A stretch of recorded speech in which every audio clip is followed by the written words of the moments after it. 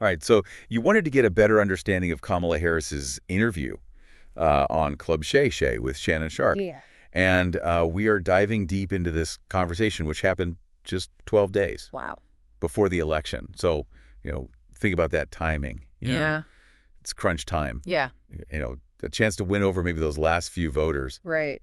And so it was to unpack her main policy points. Okay. Get a sense of kind of who she is as a person Yeah. and how she's positioning herself against her opponent, former President Trump. What's fascinating is how she's using this platform. It's not just a casual chat. It's a very calculated move, I think, to reach a specific audience, particularly black male voters who might be tuning into Sharp's show. Right. And Sharp jumps right into it, asking me about the moment that she found out that Biden wasn't running again. And, she paints this picture of, Sunday afternoon family time, Right. pancakes, Yeah.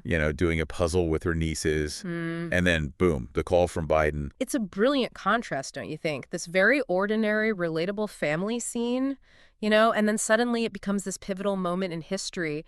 It really emphasizes the unexpected nature of Biden's decision and how it just catapulted her into the spotlight. And what does she do? She calls her pastor. Mm. Now, that struck me as really insightful. It speaks volumes about her values and how she grounds herself, in moments of immense pressure. It also, I think, subtly reinforces her connection to her faith community, which is a key demographic in any election. And then it's all systems go 100 calls that day.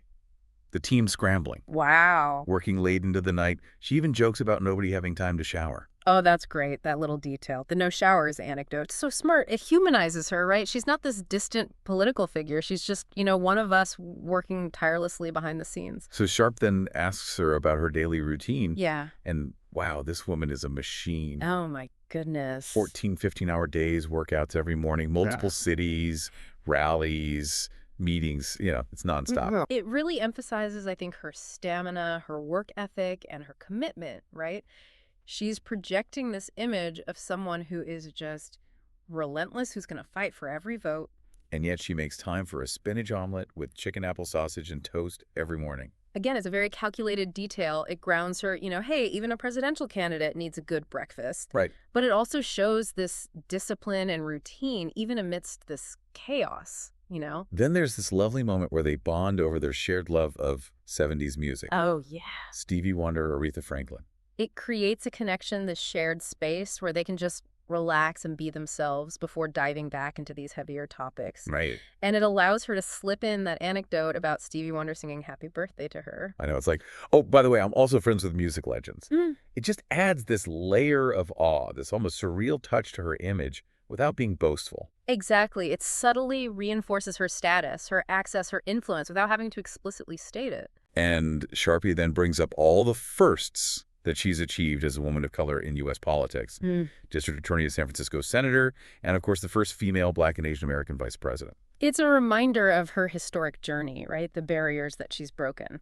But she very quickly pivots to the unfinished work, using her efforts to address Black maternal mortality as an example. It's a smart move. Right. She's acknowledging her accomplishment, Right. but emphasizing that there's so much more to be done. Right. It's a message of progress, but also a call to action. And it connects her personal experiences as a woman of color to this very concrete policy issue that resonates with a very specific community. It's not just talk, it's rooted in her lived experience. And then she talks about the weight of responsibility that she feels as a role model, her dedication to inspiring and uplifting others. It's a powerful statement about representation and the impact she hopes to have. It's about more than just policies. It's about creating this sense of hope and possibility, especially for young people who see themselves in her. And this leads seamlessly into a discussion about economic policy. Now, Sharp brings up polls suggesting that some voters trust Trump more on the economy. Yeah. It's a tricky issue for her to navigate. Absolutely. It's a perception that she needs to challenge head on, especially since it's a key talking point for Trump. And she does. She argues that Democrats were the real force behind the stimulus checks, but that Trump took credit creating this false narrative. It's a direct attack on Trump's claims, aiming to set the record straight. She's saying, don't believe the hype, we're the ones fighting for working families. And she lays out her criticisms of Trump's economic policies, tax cuts for the wealthy, attempts to repeal the Affordable Care Act, his stance on overtime pay. She's hitting on issues that resonate with working-class Americans regardless of race or ethnicity. She's painting this picture of Trump's policies as benefiting the few at the expense of the many. Then she pivots to her own economic plan, and this is where it gets really interesting. This is where she needs to offer concrete solutions, not just criticisms. Exactly, and she does. Yeah. She talks about tackling price gouging, especially on groceries and housing, creating a $25,000 down payment fund for first-time homeowners, Wow. increasing access to capital for small businesses through forgivable loans and tax breaks, Ugh. and simplifying the tax code for small businesses. These are very targeted proposals designed to appeal to very specific demographics. Young people struggling with housing costs, small business owners burdened by red tape families trying to put food on the table. And she cleverly connects these plans to the lived experiences of Black communities. She cites statistics on home ownership, health disparities, and lack of access to capital. Yeah.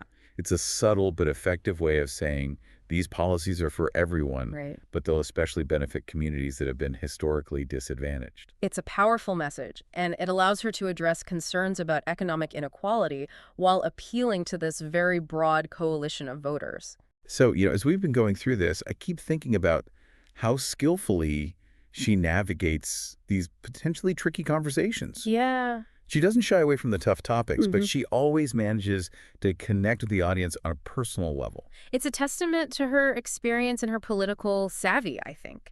She knows how to frame these issues in a way that resonates with people, and she's not afraid to challenge conventional wisdom. Right. Take the conversation about reproductive rights, for example. You know, it's a highly charged issue, but she handles it with both passion and nuance. Yeah, Sharpry brings up the overturning of Roe v. Wade, and you can just hear the emotion in her voice. This is an issue she clearly feels very strongly about. She doesn't mince words. It's a strategic choice. She's not just stating her position, she's conveying the urgency and the personal impact of this issue for millions of women. Yeah. She wants listeners to understand that this isn't just some abstract legal debate. It's about real people's lives. Right, and she talks about how the Supreme Court took away a fundamental right and, really drives home the consequences of those Trump-backed abortion bans, particularly in the South. She even shares that heart-wrenching story of a young mother in Georgia who died because of those bans. It's a powerful use of storytelling. By putting a human face on the issue, she's making it impossible to ignore the real-world impact of these policies. Right. It's not just about ideology, it's about life and death.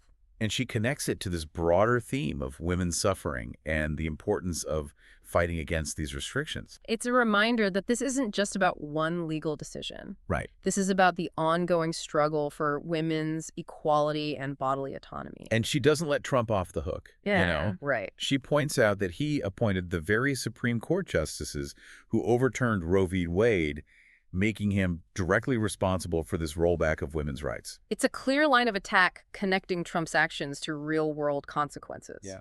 She's holding him accountable for the impact of his policies, and she's reminding voters that elections have consequences. It's a sobering reminder of what's at stake in this election. Yeah. And the importance of choosing leaders who will protect our fundamental rights. All right. It's not just about policies. Yeah. It's about the kind of society we want to live in, the values we want to uphold. Now, Sharpie then shifts gears to an issue that's top of mind for many young people, student loan relief. Student loan debt has become a major economic burden for millions of Americans, and it's an issue that's resonating with voters across the political spectrum. And Harris reaffirms her commitment to fighting for student loan relief. Okay. She highlights the stories of people who've benefited from the relief already provided and emphasizes the importance of addressing this issue to help people build their lives and achieve financial stability. It's a clear message to younger voters who are struggling with student loan debt. It shows that she understands their challenges and is committed to finding solutions that will ease their burden. And then she brings up another issue that highlights a fundamental difference between her and Trump police immunity. She notes that Trump wants to offer police complete immunity no matter how egregious their actions. This is a highly controversial issue, Right. particularly in the wake of these high-profile cases of police brutality and this growing movement for police accountability. So Sharp asks Harris to kind of elaborate on the implications of granting police complete immunity. It's an important question. It is. And it gets to the heart of the debate over the role of law enforcement in a democratic society. It raises concerns about the potential for abuse of power and the erosion of public trust in law enforcement. Right. If police officers know that they won't be held accountable for their actions, it could lead to a culture of impunity Right. and further erode the relationship between law enforcement and the communities they serve. So instead of getting into this lengthy legal discussion, Harris cleverly encourages people to just look at Trump's own words and actions, Yeah. particularly his response to the January 6th insurrection. It's a brilliant tactic. She's not explicitly saying that Trump supports police brutality, but she's drawing a parallel between his defense of the insurrectionists and his stance on police immunity. Right. It's a subtle way of raising doubts about his judgment and his respect for the rule of law. She's essentially saying actions speak louder than words. Look at what he does, not just what he says. It's a powerful message, and it invites voters to think critically about the implications of Trump's policies and pronouncements. As the interview winds down, Sharp, who's a fellow HBCU graduate, asks Harris to share a message with students at historically black colleges and universities. It's a fitting end to the conversation, coming full circle to the idea of representation and empowerment. It's a chance for Harris to connect with a key demographic and inspire the next generation of black leaders. And she doesn't disappoint. She tells them to know your excellence, to embrace their ambition, and to never let anyone tell them what they can't do. She reminds them that they stand on the shoulders of those who came before them, carrying on a legacy of achievement and resilience. It's a powerful message of hope and inspiration. It's a call to action, a reminder that they have the power to make a difference in the world. It's a perfect ending to a wide-ranging and insightful conversation. We've covered a lot of ground, but there's still more to unpack. We'll be back after a short break to wrap up our deep dive into this interview with Kamala Harris. So we're back, and we're going to wrap up our deep dive into Kamala Harris's interview with Shannon Sharp. Okay. As we've been going through this, I keep thinking about how skillfully she navigates these potentially tricky conversations. Yeah. She doesn't shy away from tough topics, but she always manages to connect with the audience on a personal level. Yeah, it's a testament to her experience and her political savvy. She knows how to frame these issues in a way that resonates with people, and she's not afraid to challenge conventional wisdom. Right. Like the conversation about reproductive rights, for example. It's a highly charged issue, but she handles it with both passion and nuance. Yeah. Sharp brings up the overturning of Roe v. Wade, and you can just hear the emotion in her voice. It's clearly an issue she feels very strongly about, and she doesn't mince words. It's a strategic choice. She's not just stating her position. She's conveying the urgency and the personal impact of this issue for millions of women. Right. She wants listeners to understand that this isn't just some abstract legal debate. Right. It's about real people's lives. Right. And she talks about how the Supreme Court took away a fundamental right. Yeah. And really drives home the consequences of those Trump-backed abortion bans, particularly in the South. Right. She even shares that heart-wrenching story of a young mother in Georgia who died because of those bans. It's a powerful use of storytelling by putting a human face on the issue. She's making it impossible to ignore the real-world impact of these policies.